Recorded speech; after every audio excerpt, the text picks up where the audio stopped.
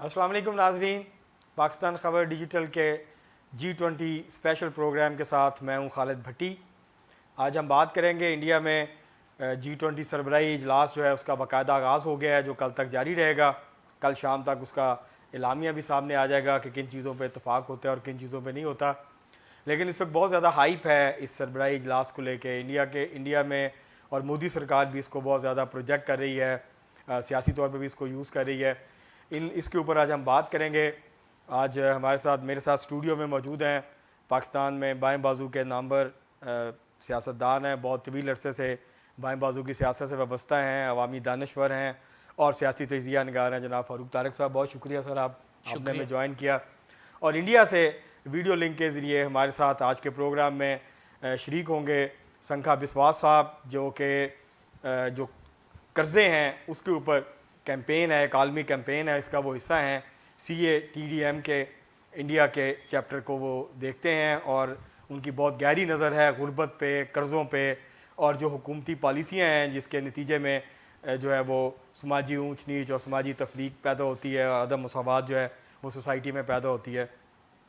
तो प्रोग्राम का आगाज़ करते हैं और मैं जनाब फ़ारूक तारिक साहब से गुजारिश करूँगा कि फ़ारूक साहब, ये जो सारा एक हाइप क्रिएट हुई है G20 के इजलास को लेके, और इंडिया की जो GDP ग्रोथ है और जो उसकी इकनॉमिक डेवलपमेंट है उसको एक सक्सेस स्टोरी के तौर पे जो है वो सेल किया जा रहा है, उसको जो है वो उसके ऊपर बहुत ज़्यादा वेस्टर्न मीडिया के अंदर भी प्रोपेगेंडा है और इंडिया के अंदर भी। तो इसके हवाले से थोड़ा सा बताएं कि अगर हम इसको थोड़ा गहराई से देखें तो इसके बावजूद कि इंडिया की GDP की ग्रोथ बहुत ज़्यादा हुई है गुज़श्ता 10-15 सालों में, लेकिन साथ साथ गुर्बत और अमारत की तफरीक भी बढ़ी और गुर्बत में भी इजाफा हुआ है। आप इसको किस तरह से देखते हैं?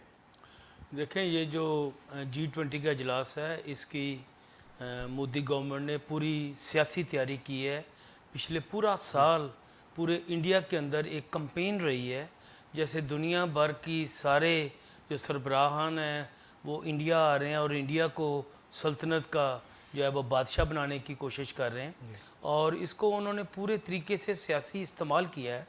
और ये मोदी गवर्नमेंट की तरफ से 2024 में जो जनरल इलेक्शंस होने, ये उसकी तैयारी का एक अहम हिस्सा है। वो अपने इस G20 इजलास को, जो बाकी मुल्कों में भी होता है लेकिन जिस तरह इंडिया ने इस्तेमाल किया है उसकी कोई और मिसाल नहीं मिलती। पूरे मुल्क में G20 के पोस्टर्स, बैनर्स, फ्लैक्सेस लगे हुए हैं, कंपेन जारी है, हर सड़क पे जो है वो किया हुआ है।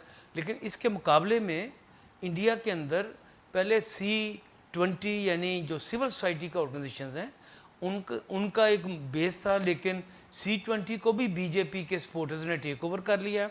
तो अब उसके जवाब में अब पीपल्स 20 ने अपना एक इजलास किया है दिल्ली में, और इसके अलावा कुछ और ग्रुप्स भी उसमें एक्टिव हैं। तो इशू सारे G20 के सियासी इस्तेमाल का है। हकीकत ये है कि G20 में जो गुफ्तगू हुई है, जो होगी आज और कल, उससे दुनिया भर के गरीब अवाम की ज़िंदगी मज़ीद तंग हो जाएगी, दुनिया भर के ऊपर कर्जा जात में मज़ीद इजाफा होगा, गुर्बत और बढ़ जाएगी, और ये अमीरों का इज्तिमा है गरीबों के ख़िलाफ़। ये सरमायादार मुल्कों का इज्तिमा है जो तीसरी और अंडर डेवलप कंट्रीज़ के ममालिक हैं। तो हमें इससे कोई तवक्को नहीं है कि इससे कोई ऐसे मसले हल होंगे जिससे मुस्तकबिल में गुर्बत का ख़ात्मा हो, इंसाफ मिल सके, क्लाइमेट जस्टिस मिल सके, कर्जा जात में कोई नरमी आ सके। ये IMF के पुष्ट पनाह करने वाले सरबराहों का इजलास है जिसने पाकिस्तान में महंगाई की एक बड़ी लहर पैदा कर दी है अपनी कंडीशनलिटीज़ को मनवाने के लिए। तो ये जो अभी अब जिस तरह फ़ारूक साहब आपने बात की है कि इसको इस्तेमाल कर रहा है जो है वो बीजेपी की हुकूमत और मोदी की सरकार जो है वो उसको इस्तेमाल कर रही है अपनी प्रोजेक्शन के लिए, और सियासी तौर पे 2024 का जो इलेक्शन है उसके हवाले से भी, मतलब एक तासुर जो है वो इंडिया में ये फैलाया जा रहा है कि मोदी जो है, देखें जी G20 का इजलास इंडिया में हो रहा है, प्रेसिडेंट बाइडन भी आया है, मैक्रोन भी है, जर्मनी के चांसलर भी हैं, और ट्रूडो भी हैं। जस्टिन ट्रूडो भी हैं, बाकी सारे लीडर्स भी हैं। तो प्रोजेक्शन ये की जा रही है कि जो काम नेहरू नहीं कर सके, जो काम इंडिया के बाकी लीडर्स नहीं कर सके, इंदिरा गांधी नहीं कर सकी, वो अब मोदी कर रहे हैं। और प्राइम मिनिस्टर मोदी जो हैं वो इंडिया को एक बड़े प्लेयर के तौर पे, ग्लोबल प्लेयर के तौर पे जो है वो दुनिया के सामने लेके आए हैं और अपनी हैसियत को मनवा रहे हैं। आप इसको कैसे देखते हैं? ये तो सारी ऊपर की सतह की चालें हैं, ये सारा प्रोपोगंडा है, एक हाइप है। मोदी को एक अजीम लीडर के तौर पर पेश किया जाता है। जिस तरह जब वो पहली दफ़ा इलेक्शन जीता था तो पूरी एक मीडिया कैंपेन थी उसको, उसकी पर्सनालिटी को बिल्टअप करने के लिए। तो ये एक बड़ा तयशुदा तरीका है, लेकिन हकीकत ये है कि आज दुनिया के सबसे ज़्यादा गरीब भारत में है, दुनिया की सबसे ज़्यादा गुर्बत भारत में है। मैं माफ़ी चाहूँगा फारूक साहब आपको इंटरप्ट करने के लिए, क्योंकि विश्वास साहब हमारे साथ आ गए हैं, संखा विश्वास साहब। जी गो अहेड। संखा साहब बहुत शुक्रिया आपका, आपने मेरे प्रोग्राम में ज्वाइन किया। आपसे मैं ये जानना चाहूँगा शुक्रिया आप कि लोगों का भी। हम तो पाकिस्तान में बैठे हैं और मीडिया के ज़रिए हम तक जो इतलात पहुँच रही हैं हम तो उस पर निसार कर रहे हैं। आप तो इंडिया में हैं, आपकी क्या फीलिंग है जो ये हाइप क्रिएट हुई है और जिस तरह से प्रोजेक्शन हो रही है वज़ीर आज़म मोदी साहब की, और जिस तरह से बीजेपी की हुकूमत लगता है कि इसको इस्तेमाल करेगी आइंदा आने वाले इलेक्शन में, तो आप इसको किस तरह देखते हैं? और जो कुछ इस वक्त जो इंडिया का माहौल है, तो आप इसको किस हवाले से देखते हैं सारी सूरत हाल को, G20 के हवाले से? पहले ही तो अब सभी को शुक्रिया, सभी को सलाम, नमस्ते। बहुत बहुत शुक्रिया पाकिस्तान खबर को मेरे को बुलाने के लिए। तो कोइंसिडेंटली अभी मैं दिल्ली में ही हूँ, दिल्ली में ही रह रहा हूँ। तो दिल्ली में होने के नाते मेरे को दिख रहा है सामने क्या चल रहा है क्या नहीं। पहले जो 2-3 बात से मैं शुरू करना चाहता हूँ कि G20 अभी तक जो ही जिस भी देश में हुआ है, सबसे ज़्यादा हाइप शायद इस बार के लिए ही है, क्योंकि ये इंडिया में हो रहा है और इंडिया जैसे इसको पॉलिटिकली यूज़ करना चाह रहे हैं। उसमें भी बहुत बड़ा इश्यू, जैसे फारूक साहब ने बोला कि 2024 का इलेक्शन का है। कुछ-कुछ चीज़ जो अभी दिख रहा है हम लोगों को सामने से कि बहुत सारे देशों का जो भी प्रेसिडेंट्स आए हुए हैं, बहुत सारे देशों का वर्ल्ड ग्लोबल लीडर्स आए हुए हैं और G20 में हम सभी को पता है कि ग्लोबल पॉपुलेशन का ऑलमोस्ट 3/4 कवर होता है और वेल्थ सॉरी हाफ कवर होता है, और ग्लोबल वेल्थ का 3/4 कवर हो जाता है G20 में आए हुए देश का, अगर मैं समेशन निकालूं वेल्थ का। तो आज इस जगह से देखने के लिए पहली बात जो मैं बोलना चाहता हूँ, जहाँ पे ये G20 समिट हो रहा है उधर जितने भी स्लम्स है वो स्लम्स को ढक दिया गया है कपड़े से, जो ह्यूमन राइट्स वायलेशन है। ये पहले भी हो चुका है जब ट्रम्प सब आए थे इधर, क्योंकि इन लोगों को गरीबी दिखाना नहीं है। और जो एक कोई भी एक सोशलिस्ट कंट्री हो, कोई भी डेवलपिंग कंट्री में जो बाइफर्केशन है कि जो गरीब है जो और जो अमीर है, इनके बीच में जो फर्क है, इन सभी को दिखाना है कि ये अमीरी है सर जगह। तो इसके नाते ये जो गरीबी को हटाने का जो कोशिश है, G20 में शायद ही गरीबी हटाने की जगह गरीब को हटाने का कोशिश चल रहा है। तो इस जगह खड़ा होके हम लोगों को लगता है कि ह्यूमन राइट्स के बारे में और बहुत सारे ग्लोबल मुद्दे के बारे में आज के G20 में बात होने चाहिए, क्योंकि G20 इतना ग्लोबल पावर्स है जो आज इधर खड़े हुए हैं, उन लोगों को एटलीस्ट इन सब चीज़ों में ध्यान देना चाहिए, सिर्फ इंडिया के नहीं। क्योंकि अभी हम लोग सिर्फ इंडिया के बारे में सोचेंगे या किसी भी स्पेसिफिक एक मुल्क के बारे में सोचेंगे, वो सही नहीं होगा, क्योंकि ट्रेड बैरियर ओपन होने से अभी किसी भी देश के बारे में, सिर्फ अकेले देश के बारे में सोच नहीं सकते, क्योंकि ग्लोबल नेटवर्क है। तो डेफिनेटली इंडिया में तो जो हाइप बना है वो तो पॉलिटिकली यूज हो ही रहा है, बट अदर देन दैट अगर हम लोग देखेंगे कि G20 में हम लोगों की कुछ डिमांड्स हैं, जो सारी चीज़ बात होने चाहिए, जो सिर्फ इंडिया के हित के लिए नहीं, ग्लोबल हित के लिए है, जो शायद ही होंगे, जो हम लोग आगे वाले टाइम पे डिस्कस डेफिनेटली कर सकते हैं। अच्छा विश्वास साहब, आप कैसे देखते हैं ये जो, क्योंकि G20 ने प्लेज किया था पिछले सरबराही इजलास उससे पिछले में कि जो तरक्की पजीर ममालिक हैं उनके कर्ज़ों की रीशेड्यूलिंग के हवाले से जो है वो बातचीत होगी और हम उनको रिलीफ देंगे। लेकिन अब तक तो किसी भी जो है, बल्कि अब तो ऐसा लगता है कि जो IMF है उसने अपनी जो शराइत हैं वो मज़ीद सख्त कर दी हैं, और जो भी गरीब मुल्क जो है वो कर्ज़ा लेने जाता है जब वो इकनॉमिक क्राइसिस में फंसते हैं और उनको पैसों की ज़रूरत होती है, तो IMF की शराइत तो बहुत ज़्यादा सख्त होती जा रही हैं। तो एक तरफ ये जो प्लेज है G20 का, जो प्रॉमिस था, जो प्लेज था, इसके ऊपर अमल दरामद नहीं हो रहा, और दूसरी तरफ IMF जो है वो अपनी शराइत को सख्त से सख्त करता जा रहा है। तो इसको आप कैसे देखते हैं, ये सारी सूरत हाल को? बहुत ही इम्पोर्टेंट सवाल है, शायद आज के दिन में सबसे ज़्यादा इम्पोर्टेंट सवाल है कोविड के बाद, क्योंकि जो भी डेवलपिंग कंट्रीज है और लोअर इनकम कंट्रीज है, वो सभी बहुत सारे देश, एटलीस्ट 12-13 देश जो ये जो डेट के हवाले में है और इसमें रिस्ट्रक्चर चाहिए होंगे। अगर हम लोग देखेंगे कोविड से पहले भी इटली में ऑलरेडी आईएमएफ ने दिया था कि जो भी सब्सिडी हेल्थ सेक्टर में हो उसको कट किया जाए। ग्लोबली अगर स्टैटिस्टिक्स हम लोग देखेंगे तो जो भी लोअर इनकम और मिडिल इनकम देश है वो लोग अपने जो हेल्थ बजट है उसमें से 50% ऑलरेडी कट कर चुके हैं। और आईएमएफ का जो नया प्लेजेस आए हैं उसमें यही दिखे जा रहा है कि जो भी फंडामेंटल राइट्स होते हैं हम लोगों को, जैसे खाने में सब्सिडी था, हेल्थ में सब्सिडी था, शिक्षा में सब्सिडी था, वो सभी को हटाया जा रहा है धीरे धीरे। कुछ देशों का नाम लेना जरूरत है, जैसे जम्बिया को $6.3 बिलियन हर साल भरना है एज पर डेट। जी श्रीलंका का $2.9 बिलियन, घाना का 10.5 बिलियन, पाकिस्तान को $22 बिलियन आउटस्टैंडिंग चल रहा है, जी ट्यूनिशिया का $1.9 बिलियन आईएमएफ के पास सिर्फ है, यूक्रेन का अभी $3 से $4 बिलियन हर महीने चाहिए उसको कंट्री को रन करने के लिए, और लेबनान 2010 से डिफॉल्ट पे है। और हम लोगों को पता है ऑलरेडी अर्जेंटीना का क्या हाल है, ग्रीस जी में कुछ साल पहले ही हो चुका है डेट। और ये जो जितने भी सारे डेट आते हैं इस पे कोई डेट का कमेटी नहीं है कि इसके जो पैसे आए हुए हैं ये कहाँ पे खर्चे हुए हैं।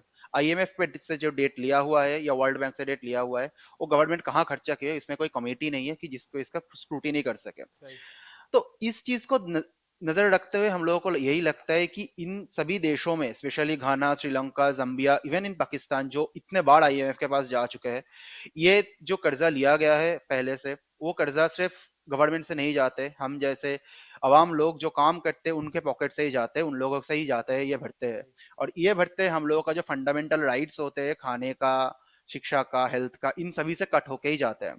तो इस कंडीशन में हम लोगों को ये बात जरूर करना चाहिए, और यही करना चाहिए क्योंकि आज जिस हालत पे हम लोग खड़े हैं, इस हालत पे शायद ही कभी पहले खड़े थे हम लोग कोविड के बाद, क्योंकि कोविड के टाइम पे स्टैटिस्टिकली अगर हम लोग देखेंगे कोविड के टाइम पे जितना भी इंटरनेशनल फंड बहुत सारे कंट्रियों को मिला था, उसमें सब शायद कुछ गिने चुने अमाउंट ही हम लोगों ने खर्चे किए हैं सोशल सिक्योरिटी स्कीम्स में।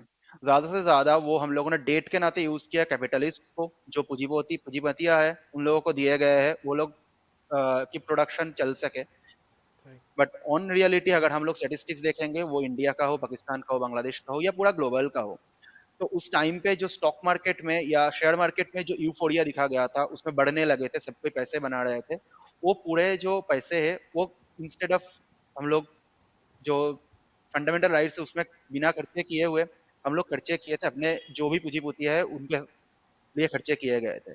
तो जो ग्लोबल डेवलपमेंट है उसमें डेवलपमेंट हुआ नहीं था जो होना चाहिए था। अभी सही उन लोग को जो डेट देना पड़ रहा है, जो डेट सर्विस करना पड़ रहा है, उसके लिए यही दिक्कत है कि जो देश ऑलरेडी इतना सारे लोग हम लोगों ने मौत देखे, हम लोग इतने सारे मौत देखे कोविड के टाइम पे, अभी भी उसके बाद हम लोग अगर इस G20 में बात नहीं करेंगे डेट रिपुडिएशन के बारे में, और फिर से ये जो फंडामेंटल राइट्स उसमें डेट कट करेंगे, जी क्योंकि अभी अगर हम लोग देखेंगे तो मल्टी डायमेंशनल पॉवर्टी इंडेक्स में ग्लोबली 1.2 बिलियन पीपल अब पॉवर्टी इंडेक्स के नीचे रह रहे हैं। जी तो इस टाइम पे जाके अगर G20 जैसे इतने स्ट्रांग बॉडी पे हम लोग ये बात नहीं करेंगे, सिर्फ ये किसी मुल्क के बात नहीं, ग्लोबली बात मैं बोल रहा हूँ, पूरा धरती का बात बोल रहा हूँ, तो अगर G20 में ग्लोबल लीडर्स इसके बारे में बात नहीं करेंगे तो एक ही चीज मैं बोल सकता हूँ कि इंसानियत के मुंह पे एक तमाचा है।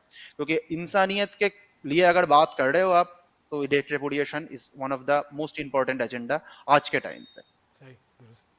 फ़ारूक साहब, आप मोदी ऐसा लगता है कि जैसे वो तरक्की पजीर ममालक की जो है वो क़यादत जो है वो करने की कोशिश कर रहे हैं, या उनका अमूमी तौर पे तासुर ये है कि वो उनकी जो है तरक्की पजीर ममालक के जो इशूज़ हैं उसको वो उठा रहे हैं, उस पर बात कर रहे हैं, और ये तासुर देने की कोशिश कर रहे हैं कि इंडिया से ज़्यादा जो है वो हमदर्दी किसी और मुल्क को नहीं है तरक्की पजीर ममालक से, गरीब ममालक से। लेकिन इंडिया के अपने अंदर जो गुर्बत है उसके हवाले से इंडिया की गवर्नमेंट जो है वो तो कुछ करती नज़र नहीं आ रही। आप इसके हवाले से क्या कहेंगे? देखें, अभी जो विश्वास साहब बात कर रहे थे ये बहुत अहम जिस पे आपने सवाल किया था, इशू है कर्जाजात का, कि क्या कर्जाजात ख़त्म होंगे या रीशेड्यूल होंगे। तो उसमें कोई उम्मीद नज़र नहीं आती, क्योंकि कर्जाजात इतने हो चुके हैं कि उसको अदा करने से ही गुर्बत में मुसलसल इजाफा हो रहा है।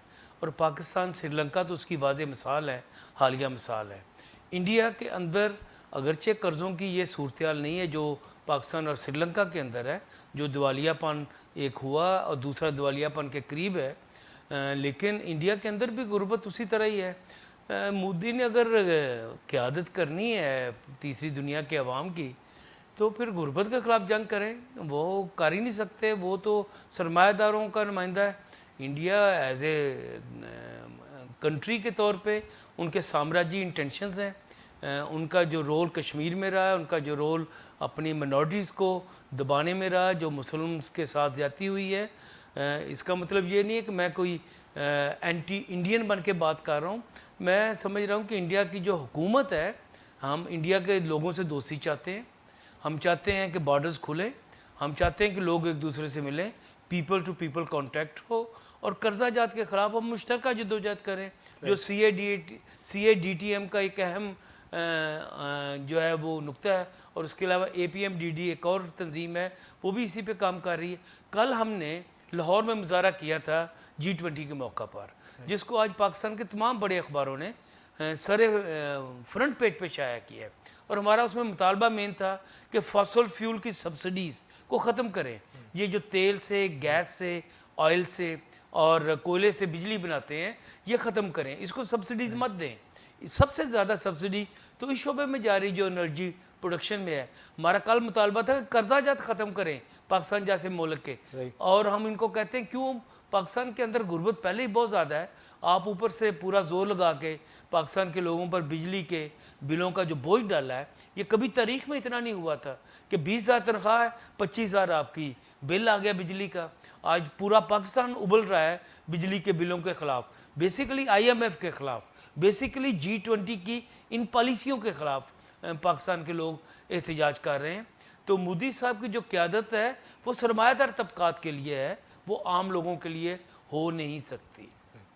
यही सवाल मिसबा साहब मेरा आपसे है कि इंडिया में ये मोदी सरकार ये दावा करती है कि उन्होंने गुर्बत जो है उसको कम किया है, इंडिया में जो एक्सट्रीम पॉवर्टी है वो भी कम हुई है, और जो ओवरऑल गुर्बत है उसके अंदर भी कमी आई है। तो आप इसको कैसे देखते हैं, ये जो दावा है इंडिया की हुकूमत का? क्योंकि जब चीन के हवाले से बात होती है तो हमें पता है कि चीन की हुकूमत ये दावा करती है कि उन्होंने 80 करोड़ लोगों को गुर्बत से निकाला है और एक्सट्रीम पॉवर्टी जो है वो ख़त्म कर दी है चाइना के अंदर। तो क्या कोई इस तरह का दावा इंडिया की हुकूमत भी करने की पोजीशन में है, या वो कर सकते हैं इस वक्त? पहली बात तो जो फारूक जी ने कहा है उसी से मैं कंटिन्यू करना चाहता हूँ कि गुर्बत जो है, जो एक्सट्रीम पॉवर्टी है, वो अगर हम लोग देखने जाए तो हम लोग अभी 167 पे खड़े हैं, 166 रैंक पे खड़े हैं हंगर इंडेक्स पे। तो दिख तो नहीं रहा कहीं पे भी गुर्बत खत्म हुई है। दूसरी बात यही है कि अगर गुर्बत खत्म हो जाता तो ये ग्रीन बैनर्स की जरूरत नहीं पड़ता, स्लम्स को ढकने के लिए, बस्तियों को ढकने के लिए, इंसान को ढकने सही, के लिए। दुरुस्त बात, ये तो बिल्कुल सही बात। ये तो ये तो दिख ही रहा है।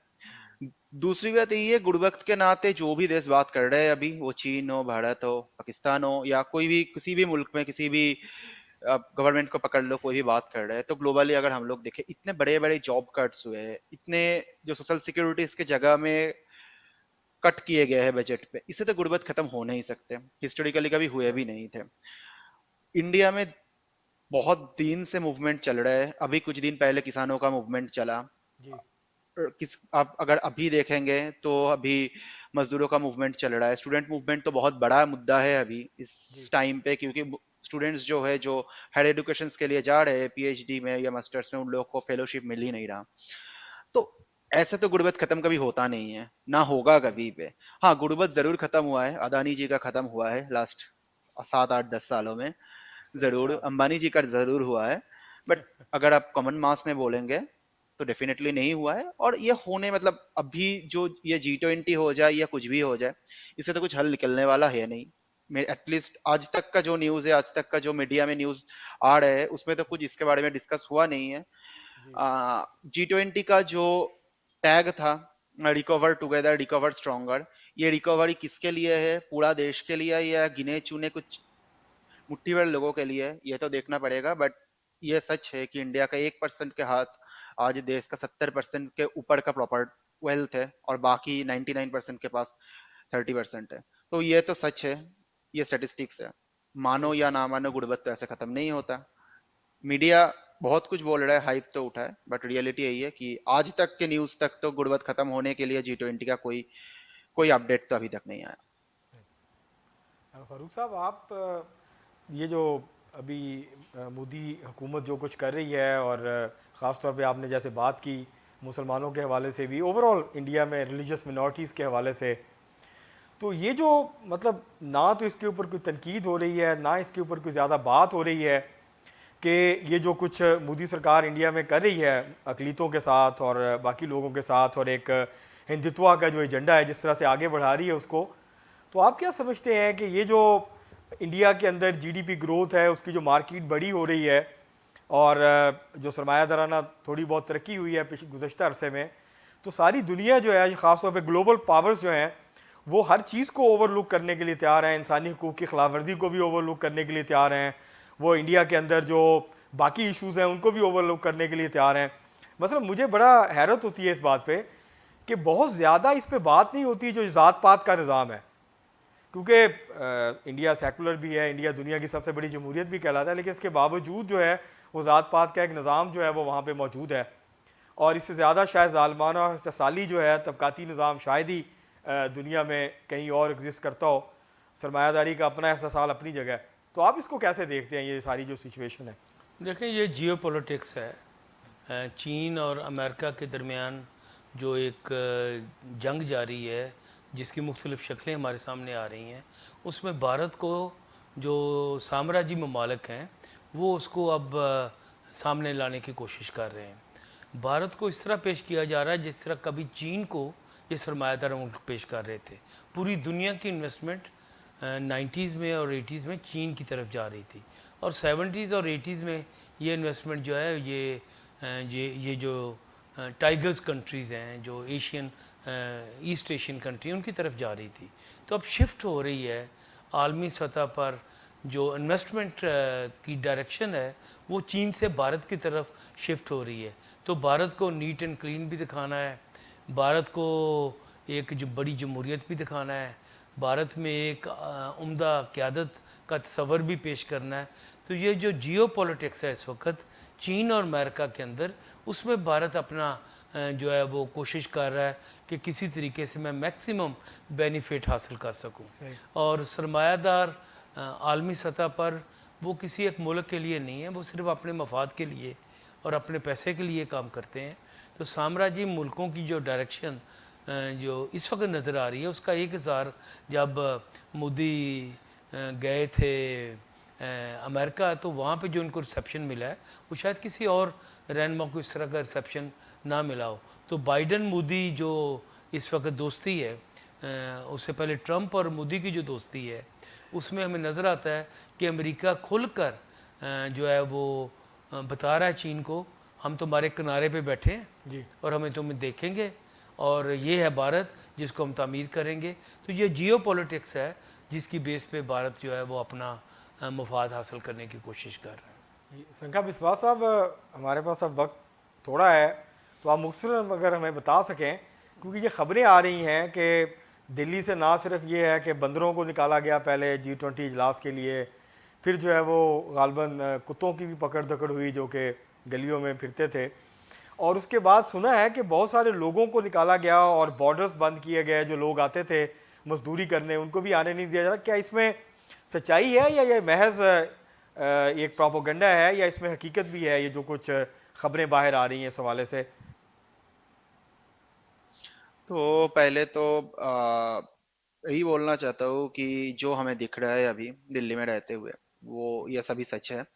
क्योंकि जो दो राज्य, जो भी दो स्टेट्स हम लोग दिल्ली से शेयर करते हैं बॉर्डर, जैसे एक साइड में होता है यूपी और दूसरे साइड में होता है हरियाणा, जी। तो इन दोनों का जो बॉर्डर है, बॉर्डर बंद कर चुके हैं। और बहुत सारे लोग, बहुत सारे मजदूर काम करने आते थे दिल्ली में, ये बोथ ऑफ द स्टेट्स से, तो उन सभी को हटाया गया है, बंद किया गया है और काम बंद किया गया है।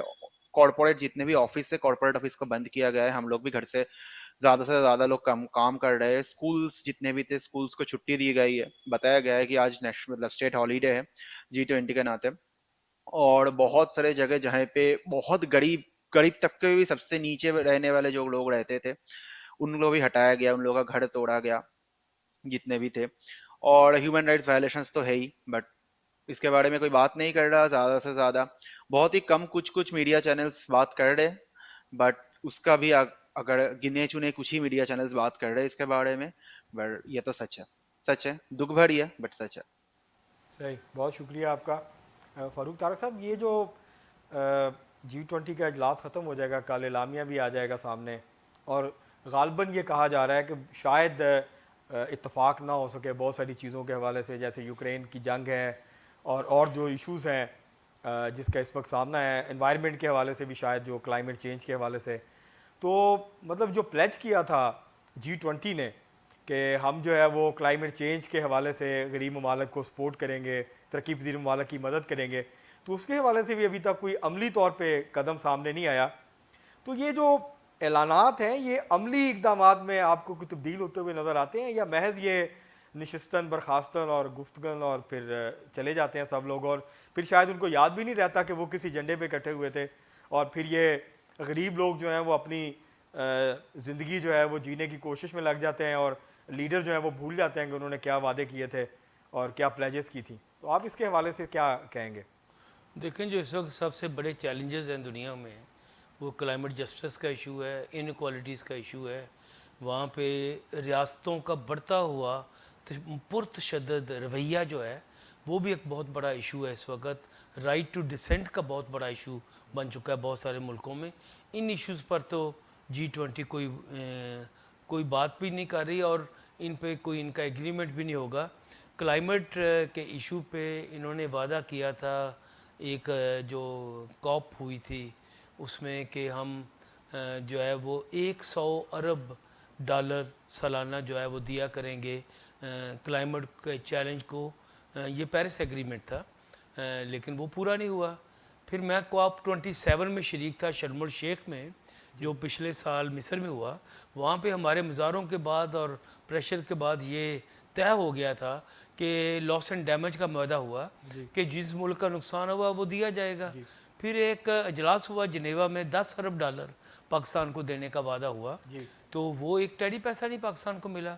हम ये भी कहते हैं, और हमारे लिए इशू भी है, हम जब ये कहते हैं कि पाकिस्तान को पैसे दो, तो क्या हम रूलिंग क्लास के लिए पैसे मांग रहे हैं?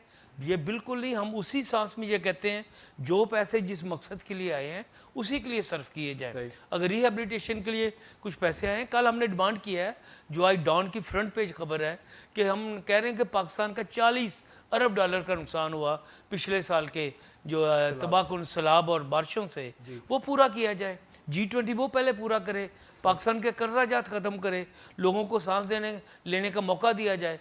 लेकिन इन पे किसी पर भी ये ना ये बात करेंगे ना अमल होगा।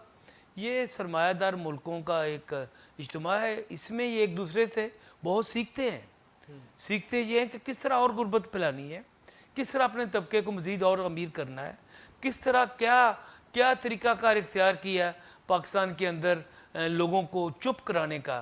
क्या भारत उसे सीख सकता है या भारत से पाकिस्तान कुछ सीख सकता है? ये जो अवाम मुखालफ पॉलिसियाँ, रवैये और तरीक़ाकार हिकमत अमलियाँ हैं, उनको सीखने का एक मौका फराहम करते हैं। ये अवाम दोस्ताना माहौल के लिए ये इजलास नहीं होता, ये अवाम मुखालफ इजलास था, मेहनत का अवाम के ख़िलाफ़ एक इज्तिमा था, और उसका रिज़ल्ट यही होगा कि आने वाले पीरियड में गुर्बत मज़ीद बढ़ जाएगी। बहुत शुक्रिया। बिस्वा साहब हमारे साथ मौजूद हैं? हाँ जी, मौजूद हूँ। मैंने आपसे ये पूछना था कि ये जो इंडिया के अंदर ये बड़े फ़ख्र से बताया जाता है कि अब 119 जो हैं वो अरबपति हैं डॉलर्स में, बिलियनर्स जो हैं वो अब 119 हो गए हैं, जो शायद दुनिया में अमेरिका और चीन के बाद तीसरा बड़ा फिगर है किसी भी एक मुल्क के अंदर। तो ये जो GDP ग्रोथ हो रही है, जो दौलत पैदा हो रही है इंडिया में, एक तरफ तो अरबपति जो है उनकी तादाद बढ़ रही है, और दौलत का बड़ा हिस्सा जो है वो उनकी बैंक अकाउंट्स में, उनकी तिजोरियों में, उनकी जेबों में जा रहा है। और इंडिया के हवाले से, मतलब गांधी जी के हवाले से एक तसव्वुर था सादगी का कि वो बहुत ज़्यादा शोबाजी नहीं करते और इस तरह, लेकिन मोदी जी तो लगता है कि ये भी अब बहुत हद तक जो है वो तब्दील किया, और इंडिया के जो अरबपति हैं अब वो अपनी दौलत का खुल्लम खुल्ला इजहार करते हैं। अब वो दौलत खर्च करके दुनिया को बताते हैं कि हम ये मेरे पास ये दौलत है, हम इतना बड़ा घर बना सकते हैं, हम शादी के ऊपर जो है वो अरबों रुपए खर्च कर सकते हैं। तो लोग इसको, इंडिया के जो गरीब लोग हैं वो इसको कैसे देखते हैं? ये जो एरोगेंस एक नई जो है वो उभर के सामने आ रही है, एक नौ दौलतिया जो तबका है उसका जो कल्चर जो है वो सामने आ रहा है, तो इसको जो गरीब लोग हैं इंडिया के वो कैसे देखते हैं? हाँ, पहले बात आप जो बात कर रहे थे और फारूक साहब भी ये बात कर रहे थे जीडीपी के बारे में। अगर जीडीपी के नाते ही पूरा देश को या पूरा धरती को हम लोग इकोनॉमिक डेवलपमेंट को दिखे जाए तो जीडीपी सही नहीं है। जीडीपी ग्लोबल भी हम लोग अगर दिखे जाए तो ये सही इंडेक्स है नहीं, सही। क्योंकि ह्यूमन डेवलपमेंट इंडेक्स जो होता है एचडीआई और मल्टी डायमेंशनल पॉवर्टी इंडेक्स, इन सभी चीज को अगर हम लोग नजर रखते हुए अगर जीडीपी को देखें तो जीडीपी बहुत सारे चीज जैसे ग्लोबल वार्मिंग के बारे में और बहुत सारे ऐसे चीजों के बारे में बात करते नहीं है। सही। दूसरी बात, आप जो बोल रहे थे दौलत के बारे में, अभी दो तीन चीज मैं इधर बोलना चाहता हूँ कि पहले बात तो दौलत जो बढ़ रहा है, दो चीज में तो इम्पेरिटी आज हम लोगों को सामने है। जी। एक है अगर दौलत बढ़ रहा है तो ज्यादा से ज्यादा बिजनेस दौलत बढ़ सकता है। जो ट्रेडिशनल बिजनेसेस थे, वो ट्रेडिशनल बिजनेसेस में हम लोग, बहुत सारे लोगों को काम मिलता था, फैक्ट्रीज में जाते थे, काम करते थे और काम के बाद उन लोगों को पैसे मिलते थे और ऐसे ही बड़े होते गए बिजनेसेस। अगर आप ट्रेडिशनल देखेंगे टाटा को, अंबानी को, सही। बिरला को, तो ये सब ऐसे ही बड़े हुए हैं। बट आज के टाइम पे वो जो बिजनेसेस है वो बिजनेस का पैटर्न चेंज हो चुका है। सही। बहुत इतने भी जो बहुत बहुत बड़े बड़े कंपनीज जो दिख रहे हैं वो सारे के सारे घाटे में हैं, घाटे में चल रहे हैं। जितने भी आज स्टार्टअप का नाम पे जो बिजनेस के जगह चल रहे हैं, जहां से बाहर से जो इतना सारे पैसे इंडिया पे आ रहे हैं, वो ज्यादा से ज्यादा लॉस पे चल रहे हैं। और अगर आप 100 में से देखोगे तो शायद ही 5 या 6 ही स्टार्टअप बन रहे हैं, बाकी सारे पैसे डूब रहे हैं। और कहाँ अच्छा। पे डूब रहा है? ये जो शोबाजी चल रहा है इसी में डूब रहे हैं पैसे। अच्छा। पैसे और इससे कहीं, और ये जितने भी पैसे आ रहे हैं ये ज्यादा से ज्यादा शेयर मार्केट में ही यूज होते हैं। ये इससे हम लोग कैसे, अगर हम लोग थोड़ा सहज लफ्जों में सोचने की कोशिश करें जी। कि जी। अगर हम लोगों के पास 10 स्टॉक्स है तो जी। ये जितने भी ज्यादा पैसे है इससे आप पहले इसको खरीद लो। उसके बाद जब जितना बार आप जितना ज्यादा खरीदते जाओगे उसका प्राइस उतना ज्यादा बढ़ते जाते हैं। और उससे हम लोग एक जो बबल क्रिएट होता है, बबल को हम लोग दिखाते हैं कि देखो इतना बड़ा देश है और इतना सही। बड़ा कंट्री है। बट रियलिटी में जो इकोनॉमी है वो हम लोग अगर देखेंगे तो लास्ट 10 या 15 साल से इंडिया का जो मैन्युफैक्चरिंग इंडेक्स है कि सच्ची में कितना माल प्रोड्यूस हो रहा है जी। जी। इंडिया में, वो गिरते जाता है। ये सिर्फ इंडिया का नहीं है, ये ग्लोबली सेमी सिनेरियो है कि ये गिरते जा रहा है, ये बबल पे ऊपर गेम चल रहा है। इस पे जो दौलत बन रहा है वो दौलत भी, ये जो फटके वाले काम हो चल रहा है, ये जो स्पेकुलेशन चल रहा है इसमें से बन रहा है। ये कोई एब्सोल्युट दौ, सही। ये जो दौलत है, ये दौलत का ये जो एरोगेंस है ये बढ़ ही रहा है क्योंकि ये रियल लाइफ से बना ही नहीं है।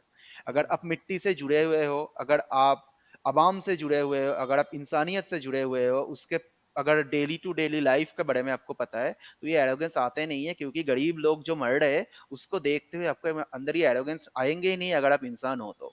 क्योंकि मेरे तो लगता है कि हर एक देश में, हर एक मुल्क में जो अपने देश को प्यार करते हैं उन सभी को पता है कि इस एक देश बनता है उनके नागरिक से, इनके दौलत से नहीं। हम लोग एक प्राउड होते हैं देश से। तो इस जगह पे खड़े हुए हम, मेरे को लगता है कि वो जो आप बोल रहे थे एरोगेंस है, ये एरोगेंस और ये जो जो दिखा जा रहा है, ये शोबाजी चल रहा है, इसके रीजंस बहुत सारे हैं। बैंक, क्योंकि आ, मैं सुनाई दे रहा है?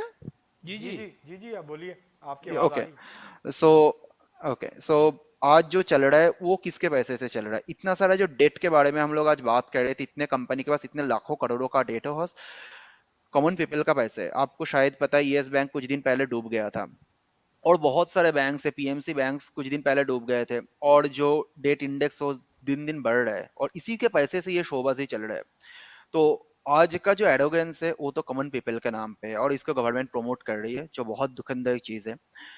बट अगर मैं यही मतलब सभी, वो इंडिया हो, पाकिस्तान हो, बांग्लादेश हो, जी। और जो भी है जो अपने देश को, अपने मुल्क को प्यार करते हैं, जो आपको, जो सरकार को नहीं बट अपने मुल्क को प्यार करते हैं, जो मुल्क के रहने वालों को प्यार करते हैं, मेरे को लगता है सभी इस बात पे तो हम लोग अमल होंगे कि जो आज शोबाजी चल रहा है, गरीबों का खून चूसते हुए जो शोबाजी चल रहा है उसको बंद होना चाहिए। और गरीबों के बारे में, गरीब तबके के सबसे नीच पिरामिड के सबसे नीचे रहने के बारे में सोचना चाहिए। सही। बहुत शुक्रिया विश्वास साहब, आपने हमें ज्वाइन किया, हमारे लिए टाइम निकाला, आपका बहुत शुक्रिया। शुक्रिया आप सभी को।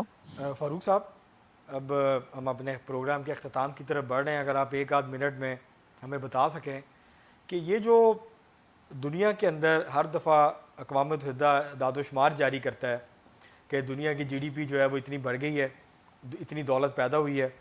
दूसरी तरफ ऑक्सफैम भी जो है वो फिगर्स जारी करता है कि अरबपतियों की दौलत में कितना इजाफा हुआ है। और दूसरी तरफ जो आम आदमी हैं, आम लोग हैं, मज़दूर हैं, किसान हैं, आम आवाम हैं, उनकी दौलत जो है उसके अंदर हिस्सा जो है वो कम होता जा रहा है। तो ये जो गुर्बत के हवाले से अदाद-ओ-शुमार के ज़रिए दावा किया जाता है कि गुर्बत दुनिया में कम हो रही है, तो अगर आप हमें एक आध मिनट में बता सकें कि इसकी असल में हकीकत क्या है? मेरे ख्याल ये अदाद शुमार का गोरख धंधा है जो वो पेश करते रहते हैं, और ऑक्सफैम की रिपोर्ट इनको बेनकाब करती रहती है कि इनक्वालिटीज़ बढ़ गई हैं, गुर्बत बढ़ गई है। ये जो गुर्बत के कम होने का दावा करते हैं, इसमें कुछ सदाकत नहीं है। और आप देखें ना, पिछले अरसे में जो कुछ पीछे आपके अपने इर्द गिर्द आप देखें, पाकिस्तान के अंदर कोविड के दौरान एक एस्टीमेट के मुताबिक 20 मिलियन 2 करोड़ नए पुअर, न्यू पुअर की एक टर्मिनोलॉजी मुतारफ़ हुई थी, वो हुई है। और अभी इस न्यू लिबरल एजेंडे पर इतलाक़ के नतीजे में 1 करोड़ मज़ीद नए पुअर पाकिस्तान में इस वक्त मौजूद हैं और बढ़ गए हैं। यानी पाकिस्तान का तो वाद मिसाल है, श्रीलंका की आपके सामने वाद मिसाल है, इंडिया की मिसाल भी बहुत वाज़ेह है कि वहाँ गुर्बत का ख़ात्मा नहीं हुआ। वहाँ पे अमारत चंद हाथों में बहुत बड़े पैमाने पर गई और उसकी मीडिया हाइप जो है वो एक बना दी गई है। तो मैं तो इन अदाद शुमार को अपनी आंख से देखता हूँ कि लोग किस तरह ज़िंदगी बसर करते हैं। लोगों की ज़िंदगी आज ज़्यादा मुश्किल है, ज़्यादा लोग गुर्बत की तरफ बढ़ रहे हैं। ये सरमायादारी निज़ाम का खासा है जो अब ज़्यादा तेज़ी से पाकिस्तान के अंदर तो एक बहरानी कैफियत में हमें उसका इज़हार नज़र आ रहा है। बहुत शुक्रिया फ़ारूक तारक साहब, आपने हमारे लिए आज वक्त निकाला और आप आज के प्रोग्राम में शरीक हुए। नाज़रीन, ये था आज का G20 स्पेशल। हमें उम्मीद है कि आपको पसंद आएगा। आज के लिए इतना ही, बहुत शुक्रिया।